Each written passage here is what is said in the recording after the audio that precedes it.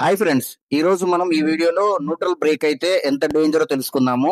మీ అందరికీ తెలుసు, gated community villas లో ఈబీ పవర్ తో పాటు డీజీ పవర్ కూడా ఉంటుంది. ఈబీ పవర్ ఫెయిల్ అయితే డీజీ ఆన్ చేసి డీజీ పవర్ ని విల్లాలో యూజ్ చేసుకుంటారు.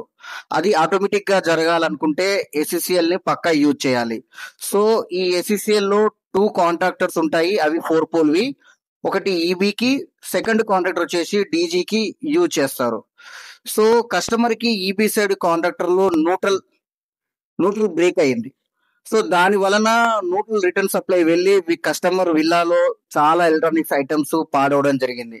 సో నేను కాంట్రాక్టర్ ని కూడా రిపేర్ చేయొచ్చు, బట్ ఎందుకు రిస్క్ అనుకొని కస్టమర్ కి న్యూ కాంట్రాక్టర్ ని రిప్లేస్ చేయడం జరిగింది.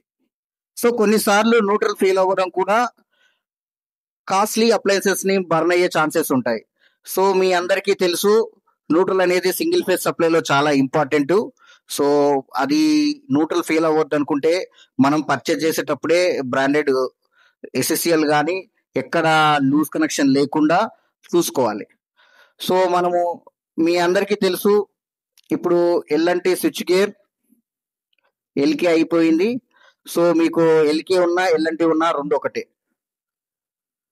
సో ఫైనల్ గా కస్టమర్ కి రిపేర్ చేసి ఇన్స్టాల్ చేసి ఇవ్వడం జరిగింది. సో ఇన్స్టాల్ చేసేటప్పుడు కూడా మనం టర్మినల్ దగ్గర ఎక్కడ లూజ్ కనెక్షన్ లేకుండా ఫుల్ టైట్ చేయడం జరిగింది. సో ఫుల్ టైట్ అయిపోయిన తర్వాత పవర్ ఆన్ చేసి టెస్ట్ చేసి ఇవ్వడం జరిగింది. మీటర్ తోటి voltage output face to neutral అంటే RYBN, ఆర్ కు న్యూట్రల్ కి, వై కి న్యూట్రల్ కి, బి కి న్యూట్రల్ కి 230 వస్తుందా లేదా అనేది చెక్ చేసి ఇవ్వడం జరిగింది. సో